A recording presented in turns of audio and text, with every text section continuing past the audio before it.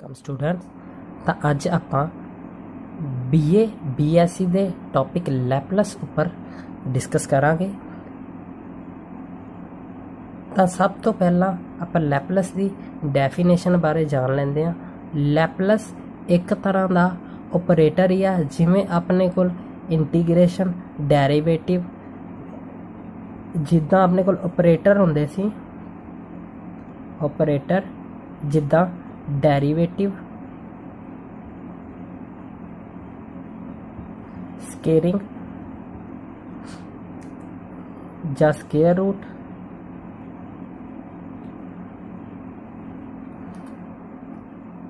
Derivative, squaring, square root, integration ਜਾਂ ਇੱਦਾਂ ਦੇ ਹੋਰ ਵੀ। ਇਹ ਸਾਰੇ ਆਪਣੇ ਕੋਲ ਆਪਰੇਟਰ ਹੁੰਦੇ ਆ। ਇਹਨਾਂ ਨੂੰ ਅਸੀਂ ਕਿਸੇ ਨਾ ਕਿਸੇ ਫੰਕਸ਼ਨ ਉੱਪਰ ਅਪਲਾਈ ਕਰਦੇ ਆ, ਇਹ ਤਾਂ ਆਪਾਂ ਸਾਰਿਆਂ ਨੂੰ ਪਤਾ ਹੀ ਹੈ। ਤਾਂ ਇੱਦਾਂ ਹੀ ਆਪਣੇ ਕੋਲ ਇੱਕ ਆਪਰੇਟਰ ਹੈ ਲੈਪਲਸ। ਲੈਪਲਸ ਵੀ ਇੱਕ ਤਰ੍ਹਾਂ ਦਾ ਆਪਰੇਟਰ ਹੈ ਜਿਹੜਾ ਕਿਸੇ ਫੰਕਸ਼ਨ ਉੱਪਰ ਅਪਲਾਈ ਕੀਤਾ ਜਾਂਦਾ ਹੈ। ਤਾਂ ਲੈਪਲਸ ਨੂੰ ਆਪਾਂ L ਨਾਲ ਡਿਨੋਟ ਕਰਦੇ ਹਾਂ। ਲੈਪਲਸ ਆਫ ਫੰਕਸ਼ਨ, ਆ ਜਿਹੜਾ ਸਾਡਾ ਫੰਕਸ਼ਨ ਹੈ ਇਹ X, Y, Z ਜਾਂ ਕਿਸੇ ਵੀ ਵੇਰੀਏਬਲ 'ਚ ਹੋ ਸਕਦਾ ਹੈ। ਤਾਂ ਲੈਪਲਸ ਜਦੋਂ ਵੀ ਕਿਸੇ ਫੰਕਸ਼ਨ ਉੱਪਰ ਲੱਗਦਾ ਹੈ ਤਾਂ ਜਿਹੜੀ ਉਹਦੀ ਇੰਟੀਗ੍ਰੇਸ਼ਨ ਦੀ ਲਿਮਟ ਹੈ ਉਹ ਇਨਫਿਨਿਟੀ ਤੋਂ ਲੈ ਕੇ 0 e⁻⁻s ਜਿਹੜੇ ਵੇਰੀਏਬਲ 'ਚ ਮੇਰਾ ਫੰਕਸ਼ਨ ਹੋਵੇਗਾ। ਮੰਨ ਲਓ ਇੱਥੇ ਮੈਂ ਮੰਨ ਕੇ ਚੱਲਿਆ ਕਿ ਆਹ ਜਿਹੜਾ ਮੇਰਾ ਫੰਕਸ਼ਨ ਹੈ ਇਹ t ਦਾ ਫੰਕਸ਼ਨ ਹੈ, ਤਾਂ ਮੈਂ ਕੀ ਕਰਨਾ, e⁻−st ਫੰਕਸ਼ਨ ਨਾਲ dt। ਇੱਥੇ ਮੈਂ ਵੀਰੇ dt ਤਾਂ ਲਗਾਇਆ ਹੈ ਕਿਉਂਕਿ ਮੈਂ ਆਹ ਜਿਹੜਾ ਆਪਣਾ ਫੰਕਸ਼ਨ ਹੈ ਇਹ ਮੈਂ t 'ਚ ਮੰਨ ਕੇ ਚੱਲਿਆ। ਤਾਂ ਆਹ ਜਿਹੜਾ s ਹੈ ਇਹ ਆਪਣੇ ਕੋਲ ਲੈਪਲਸ ਓਪਰੇਟਰ ਦਾ ਕਾਂਸਟੈਂਟ ਹੈ। ਇਹ ਜਿਹੜਾ ਮੇਰੇ ਕੋਲ ਲੈਪਲਸ ਓਪਰੇਟਰ ਦਾ ਕਾਂਸਟੈਂਟ ਹੈ, ਇੱਥੇ ਮੇਰੇ ਕੋਲ s ਹਮੇਸ਼ਾ ਹੀ ਪੋਜ਼ਿਟਿਵ ਹੋਵੇਗਾ। s ਇੱਥੇ ਆਪਣੇ ਕੋਲ ਹਮੇਸ਼ਾ ਹੀ ਪੋਜ਼ਿਟਿਵ ਹੋਵੇਗਾ। ਇਹ ਹਾਂਜੀ, ਅੱਗੇ ਗੱਲ ਕਰਦੇ ਹਾਂ। ਤਾਂ ਲੈਪਲਸ ਦੀ ਆਪਣੇ ਕੋਲ ਇੱਕ ਹੋਰ ਖਾਸੀਅਤ ਹੈ, ਜਦੋਂ ਵੀ ਲੈਪਲਸ ਕਿਸੇ ਵੀ ਫੰਕਸ਼ਨ ਉੱਪਰ ਅਪਲਾਈ ਹੁੰਦਾ ਤਾਂ ਉਹਦੀ ਜਿਹੜੀ ਵੈਲਿਊ ਹੈ ਨਾ, ਕੁਝ ਨਾ ਕੁਝ ਜ਼ਰੂਰ ਐਗਜ਼ਿਸਟ ਹੁੰਦੀ ਹੈ, ਕੁਝ ਨਾ ਕੁਝ ਆਪਣੇ ਕੋਲ ਵੈਲਿਊ ਜ਼ਰੂਰ ਆਏਗੀ। ਜੇਕਰ ਤੁਸੀਂ ਕਿਸੇ ਵੀ ਫੰਕਸ਼ਨ ਦੇ ਉੱਪਰ ਲੈਪਲਸ ਅਪਲਾਈ ਕਰਦੇ ਹੋ ਤਾਂ ਤੁਹਾਡੇ ਕੋਲ ਕਿਸੇ ਵੀ ਤਰ੍ਹਾਂ ਦੀ ਕੋਈ ਜੇਕਰ ਵੈਲਿਊ ਨਹੀਂ ਆ ਰਹੀ ਤਾਂ ਜਿਹੜਾ ਤੁਹਾਡਾ ਸਮ ਹੈ ਉਹ ਗਲਤ ਹੈ। ਇਸ ਲਈ ਆਪਾਂ ਇਹ ਹਮੇਸ਼ਾ ਯਾਦ ਰੱਖਣਾ ਕਿ ਜਦੋਂ ਵੀ ਲੈਪਲਸ ਕਿਸੇ ਵੀ ਫੰਕਸ਼ਨ ਉੱਪਰ ਅਪਲਾਈ ਕੀਤਾ ਜਾਂਦਾ ਹੈ ਤਾਂ ਉਹਦੀ ਵੈਲਿਊ ਜ਼ਰੂਰ ਐਗਜ਼ਿਸਟ ਕਰਦੀ ਹੈ। ਤਾਂ ਇਸ ਤਰ੍ਹਾਂ ਹੀ ਲੈਪਲਸ ਵੀ ਆਪਣੇ ਕੋਲ ਇੱਕ ਆਪਰੇਟਰ ਹੈ। ਆਈ ਰਿਪੀਟ, ਆਪਰੇਟਰ ਆਪਣੇ ਕੋਲ derivative, squaring, square root, integration, ਆਹ ਸਾਰੇ ਆਪਣੇ ਕੋਲ ਆਪਰੇਟਰ ਹੁੰਦੇ ਆ। ਤੇ ਇਹਨਾਂ ਦੀ ਤਰ੍ਹਾਂ ਲੈਪਲਸ ਵੀ ਇੱਕ ਤਰ੍ਹਾਂ ਦਾ ਆਪਰੇਟਰ ਹੈ ਜਿਹੜਾ ਕਿਸੇ ਫੰਕਸ਼ਨ ਉੱਪਰ ਅਪਲਾਈ ਕੀਤਾ ਜਾਂਦਾ ਹੈ। ਲੈਪਲਸ ਕਿਸੇ ਫੰਕਸ਼ਨ ਉੱਪਰ ਅਪਲਾਈ, ਆਹ ਜਿਹੜਾ ਮੇਰਾ ਫੰਕਸ਼ਨ ਹੈ X, Y, Z ਜਾਂ ਕਿਸੇ ਹੋਰ ਵੇਰੀਏਬਲ 'ਚ ਹੋ ਸਕਦਾ ਹੈ। ਤਾਂ ਇੱਥੇ ਜਦੋਂ ਵੀ ਫੰਕਸ਼ਨ ਕਿਸੇ ਵੀ ਫੰਕਸ਼ਨ ਦੇ ਉੱਪਰ ਲੈਪਲਸ ਅਪਲਾਈ ਹੁੰਦਾ ਤਾਂ ਉਹਦੀ ਇੰਟੀਗ੍ਰੇਸ਼ਨ ਦੀ ਜਿਹੜੀ ਲਿਮਟ ਹੈ ਉਹ ਇਨਫਿਨਿਟੀ ਤੋਂ 0 e⁻−st ਫੰਕਸ਼ਨ dt। ਇੱਥੇ ਵੀਰੇ ਜਿਹੜਾ ਮੈਂ ਆਪਣਾ ਫੰਕਸ਼ਨ ਹੈ ਉਹ ਮੈਂ t 'ਚ ਮੰਨ ਕੇ ਚੱਲਿਆ ਅਤੇ ਇੱਥੇ ਮੈਂ ਤਾਂ ਕਰਕੇ dt ਲੈ ਰਿਹਾ। ਜੇਕਰ ਸਾਡਾ ਫੰਕਸ਼ਨ x 'ਚ ਹੁੰਦਾ ਤਾਂ ਮੈਂ dt ਦੀ ਥਾਂ 'ਤੇ dx ਲਿਖਣਾ ਸੀ। ਅੱਗੇ ਗੱਲ ਆਉਂਦੀ ਹੈ s ਦੀ। ਇੱਥੇ ਜਿਹੜਾ s ਹੈ ਇਹ ਲੈਪਲਸ ਓਪਰੇਟਰ ਦਾ ਕਾਂਸਟੈਂਟ ਹੈ ਅਤੇ ਇੱਥੇ ਜਿਹੜਾ s ਹੈ ਆਪਾਂ ਹਮੇਸ਼ਾ ਹੀ ਪੋਜ਼ਿਟਿਵ ਲੈਣਾ ਹੈ। ਅਤੇ ਲੈਪਲਸ ਦੀ ਖਾਸੀਅਤ ਇਹ ਹੈਗੀ ਹੈ ਕਿ ਜਦੋਂ ਵੀ ਲੈਪਲਸ ਕਿਸੇ ਵੀ ਫੰਕਸ਼ਨ ਦੇ ਉੱਪਰ ਅਪਲਾਈ ਕੀਤਾ ਜਾਂਦਾ ਹੈ ਤਾਂ ਉਹਦੀ ਕੁਝ ਨਾ ਕੁਝ ਵੈਲਿਊ ਜ਼ਰੂਰ ਐਗਜ਼ਿਸਟ ਕਰਦੀ ਆ। ਅਤੇ ਹੁਣ ਆਪਾਂ ਲੈਪਲਸ ਦੇ ਕੁਝ ਇੰਪੋਰਟੈਂਟ ਫਾਰਮੂਲੇ ਜਾਣ ਲੈਂਦੇ ਹਾਂ ਜਿਨ੍ਹਾਂ ਦੀ ਮਦਦ ਨਾਲ ਆਪਾਂ ਆਪਣੇ ਕੁਐਸਚਨ ਸੋਲਵ ਕਰਾਂਗੇ। ਤਾਂ ਲੈਪਲਸ ਆਫ 1 ਇਹ ਆਪਣੇ ਕੋਲ ਹੁੰਦੀ ਹੈ 1/s। formula first, formula second, Laplace of cos of alpha t, तो इनकी Laplace है s upon s square plus alpha square। तो थर्ड फॉर्मूला आ गया Laplace of sin alpha t का formula alpha upon s square plus alpha square. तो अगे अपने को फॉर्मूला अपने को सिंपल ट्रिग्नोमैट्री आ गई, अगे अपने को आ गया हाइपरबोलिक का फॉर्मूला। तो चौथा फॉर्मूला आ गया Laplace of cos hyperbolic alpha t. Simple trigonometry ते हाइपरबोलिक के फॉर्मूले च बहुत ही थोड़ा जिहा फर्क है। इत्थे की हुंदा हुण अपने को कॉस हाइपरबोलिक अल्फा टी, तुसीं की करना सिर्फ तो सिर्फ सिंपल ट्रिग्नोमैट्री के फॉर्मूले याद रखने आ ते उत्थों ही आपां हाइपरबोलिक के फॉर्मूले बनावांगे। हुण अपने को Laplace of cos alpha t दी लैपलस हुंदी है s upon s square plus alpha square. Laplace of cos hyperbolic alpha t दी लैपलस है s upon s square minus alpha square. की करना है जिथे अपने को इत्थे प्लस लग गया तो हाइपरबोलिक दे विच अपने को इत्थे माइनस हो जाएगा। तो अगे Laplace of sine hyperbolic alpha t, तो अपने को इनका फॉर्मूला होंदा alpha upon s square minus alpha square.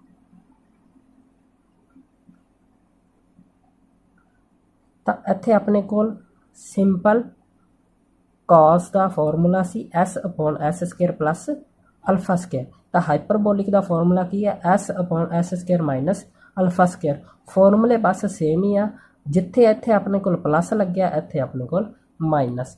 तो आ भी फॉर्मूला अपने को सेम है, इत्थे अपने को प्लस लग गया तो इत्थे अपने को माइनस। तो अगे lap formula Laplace of e the power alpha t, तो इनका formula 1 upon s minus alpha.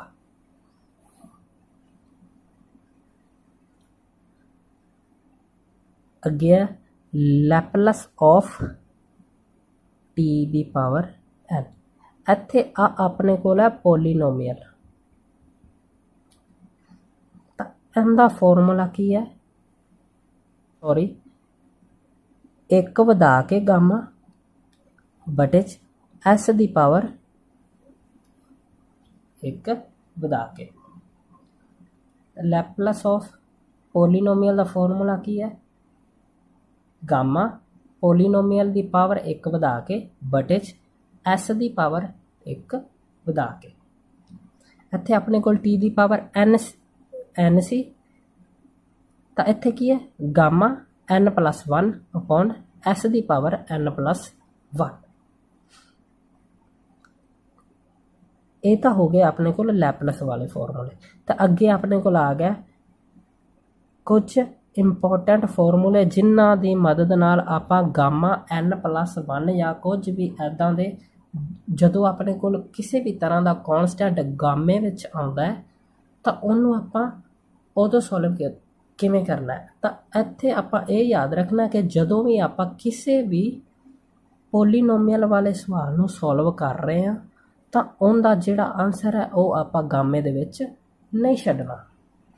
तो इत्थे अपने को फॉर्मूला है गामा एन प्लस 1 का फॉर्मूला एन गामा एन। तो इत्थे अपने को गामा एन प्लस 1 का फॉर्मूला एन एन का गामा। तो अगे second formula n plus 1 factorial n. इत्थे जिहड़ा एन है वो अपने को की है इंटीजर। इंटीजर का मतलब अपने को एक पूरा पूरा नंबर है, जिमें 1 2 3 4 5 6 7 मतलब। तो फिर अगे गामा 1/2 का जिहड़ा आंसर है वो under root pi.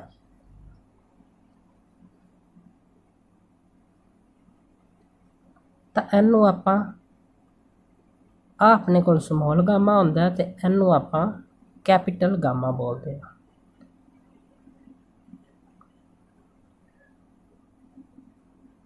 Small gamma ते कैपिटल गामा। गामा वीरे स्पैलिंग मिस्टेक हो सकती है।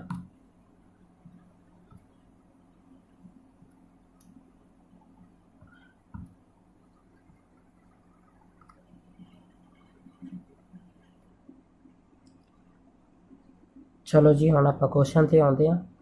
हुण अपने कोल एक फंक्शन गिवन है टीच, ते वो कहंदे इहदी आपां लैपलेस फाइंड करनी है। तो सब गिवन फंक्शन फंक्शन मेरे को गिवन है 5t माइनस से 9। तो डेफिनेशन ऑफ लैपलेस, तो लैपलेस की डेफिनेशन की है अपने को फंक्शन है टी का बराबर जो भी लैपलेस किसी फंक्शन के उपर अपलाई होंगे तो उनके इंटीग्रेशन की जी लिमिट है वो इनफिनिटी तो 0 ई दी पावर माइनस एस टी नाल फंक्शन नाल डी टी। तो हम अपने को जो एफ टी है वो 5t माइनस से 9। चलो जी आप वाले फंक्शन की लैपलेस लभनी है, तो आप इतने लैपलेस की डेफिनेशन अपलाई करन लगे हैं। तो इंटीग्रेशन जी लिमिट है वो इनफिनिटी तो 0 ई दी पावर माइनस एस टी। वीरे मैं इतने एस दे नाल टी तां पाया क्योंकि जिहड़ा मेरे को फंक्शन है वो टी च गिवन है 5t माइनस से 9 नाल डी टी। हाँ मेरा जिहड़ा फंक्शन है वो टी च है, तो इसलिए इत्थे मैं डी टी पाउण लग्या। तो चलो जी आप इन्हूं सॉल्व करते हैं।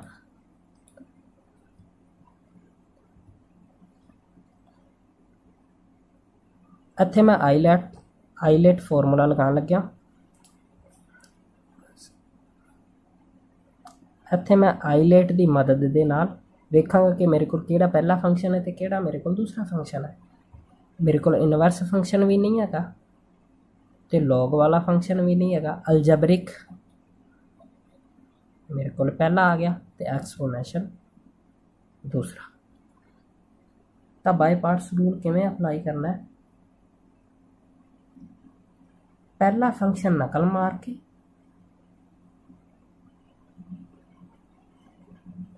लिमिट इनफिनिटी तो 0, पहला फंक्शन नकल मार के दूसरे दी इंटीग्रेशन। हुण मैं इनकी इंटीग्रेशन करनी है। एक्सपोनेंशियल की इंटीग्रेशन की होंदा है एक्सपोनेंशियल फंक्शन नकल मार के उवें ई नूं छड्ड के पावर का डेरीवेटिव बटे च माइनस एस अपने को कॉन्सटेंट है। तो जिहड़ा अपना फंक्शन है वो टी च है, तो बटे च अपने को एन का डेरीवेटिव की आ जाएगा माइनस से एस, क्योंकि टी का डेरीवेटिव 1 क्योंकि आप टी के रिस्पैक्ट च आप डेरीवेटिव कर रहे हैं। तो बाय पार्ट्स रूल किवें, पहला फंक्शन नकल मार के दूसरे दी इंटीग्रेशन, फिर माइनस एक आपदे पल्लों लाना, फिर इंटीग्रेशन, फिर लिमिट इनफिनिटी तो 0 पहले फंक्शन का डेरीवेटिव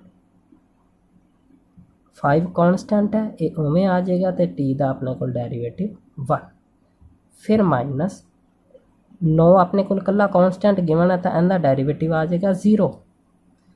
तो फिर अपने को फिर आप इंटीग्रेशन करनी है सैकेंड फंक्शन की। ਤਾਂ ਸੈਕਿੰਡ ਫੰਕਸ਼ਨ ਦੀ ਇੰਟੀਗ੍ਰੇਸ਼ਨ ਐਕਸਪੋਨੈਂਸ਼ੀਅਲ ਦਾ ਇੰਟੀਗ੍ਰੇਸ਼ਨ 'ਚ ਰੂਲ ਇਹ ਹੈਗਾ ਕਿ e ਦੀ ਪਾਵਰ ਉਵੇਂ e ਨੂੰ ਛੱਡ ਕੇ ਪਾਵਰ ਦਾ ਬਟੇ 'ਚ ਡੈਰੀਵੇਟਿਵ ਨਾਲ dt ਫਿਰ ਬਰਾਬਰ ਉਵੇਂ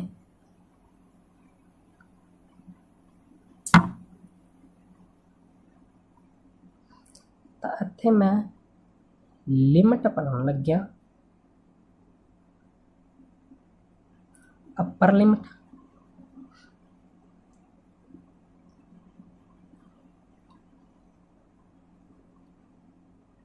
e दी पावर माइनस एस नाल टी दी थां ते इनफिनिटी बटे च चलो जी आपां 1 माइनस एस कॉमन कर लिया।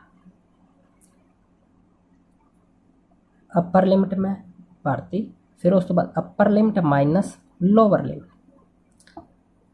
तो 5 आवे टी दी थां ते 0 फिर माइनस ते 9 आवे फिर ई दी पावर माइनस एस दे नाल 0 तो लिमिट किवें भरनी है upper limit minus lower limit फिर माइनस नकल मार के फिर इंटीग्रेशन लिमिट उवें तो जो आप इनू अंदर मल्टीप्लाई करांगे तो अपने को आ जाएगा 5 ई दी power minus s t upon s इत्थे मैं प्लस का लिखन लग्या जिहड़ा थल्ले वाला माइनस है वो मैं इत्थे मल्टीप्लाई करन लग्या तो मेरे को बच गया।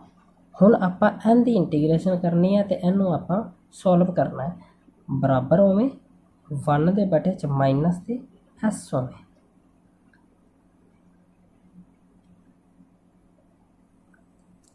ई दी वैल्यू अपने को हुंदी है 2.71 2.71 दी पावर माइनस दे इनफिनिटी तो जदों जेकर अपने को किसी भी चीज़ दी पावर उपर नैगेटिव है तो जदों उन्नू आपां एक दे बटे च लिखांगे तो जिहड़ी उनकी पावर है वो पॉजिटिव हो जाएगी तो 1 दे बटे च 2.71 the power infinity E the value है जिहड़ी वो अपने को एक तो ज़्यादा हैगी है तो जदों 2.71 दी पावर इनफिनिटी है तो उनका आंसर अपने को आ जाएगा 1 दे बटे च इनफिनिटी किसी भी कॉन्स्टेंट ते बटे च इनफिनिटी का जिहड़ा अपने को आंसर है वो अपने को क्या होंदा 0 तो इसलिए 5 इनफिनिटी माइनस 9 नकल मार के तो जिहड़ी एन दी वैल्यू है अपने को 0 फिर माइनस आ भी अपने को 0 हो गया माइनस 9 नकल मार के ई दी पावर 0 किसी भी चीज़ की पावर 0 उनका आंसर 1 होंदा है फिर प्लस इंटीग्रेशन पावर नकल मार के 5 अपॉन एस ई दी पावर माइनस एस टी नाल d t 1 upon minus s नकल मार के आ तो अपने को 0 हो गया तो इत्थे आ अंदर जो माइनस मल्टीप्लाई करांगे तो इत्थे अपने को कल्ला 9 बचेगा फिर प्लस हुण मैं इत्थे 5 अपॉन एस नकल मार के लिख रहा तो इत्थे मैं हुण एक्सपोनेंशियल की इंटीग्रेशन कर रहा एक्सपोनेंशियल की इंटीग्रेशन की होंदा है ई दी पावर उवें पावर नू सॉरी ई नू छड्ड के बटे च पावर का डेरीवेटिव तो इत्थे मैं लिमिट लिखती मैं माइनस दे 9 अपॉन एस उवें फिर प्लस नहीं आ वाला माइनस मैं कॉमन कड्ढन लग्या 5 अपॉन एस स्केयर बन जाएगा अपने को इत्थे मैं लिमिट अप्लाई करन लग्या ई दी पावर माइनस एस नाल इनफिनिटी फिर माइनस ई दी पावर माइनस एस नाल 0 ਤਾਂ ਜਦੋਂ ਹੁਣ ਆਪਾਂ ਇਹਨੂੰ ਸੋਲਵ ਕਰਾਂਗੇ ਤਾਂ ਆਪਣੇ ਕੋਲ ਬਚੇਗਾ ਮਾਈਨਸ ਤੇ 9/s ਮਾਈਨਸ 5/s ਸਕੁਅਰ ਆ ਜਾਏਗਾ। ਤੇ ਇਹਦਾ ਤਾਂ ਆਪਾਂ ਆਂਸਰ ਆ ਕੱਢਿਆ ਹੀ ਹੈ, ਇਹਦਾ ਆਂਸਰ ਆਪਣੇ ਕੋਲ ਕੀ ਆ ਜਾਏਗਾ 0। ਫਿਰ ਮਾਈਨਸ ਇੱਥੇ e ਦੀ ਪਾਵਰ 0 ਕਿਸੇ ਵੀ ਚੀਜ਼ ਦੀ ਪਾਵਰ, ਮੰਨ ਲਓ ਇੱਥੇ ਮੇਰੇ ਕੋਲ ਕੋਈ ਵੀ ਕਾਂਸਟੈਂਟ ਹੈ ਤੇ ਉਹਦੀ ਜਿਹੜੀ ਪਾਵਰ ਹੈ ਉਹ 0 ਹੈ ਤਾਂ ਉਹਦਾ ਆਂਸਰ 1 ਹੁੰਦਾ ਹੈ। ਤਾਂ ਇੱਥੇ ਆਪਣੇ ਕੋਲ ਕੀ ਬਚ ਜਾਏਗਾ 1। ਤਾਂ ਹੁਣ ਜਿਹੜਾ ਆਪਣੇ ਕੋਲ ਆਂਸਰ ਹੈ ਉਹ ਆ ਗਿਆ -9/s ਪਲੱਸ 5/s ਸਕੁਅਰ। ਹਾਂਜੀ, ਇਹ ਆਪਣਾ ਆਂਸਰ।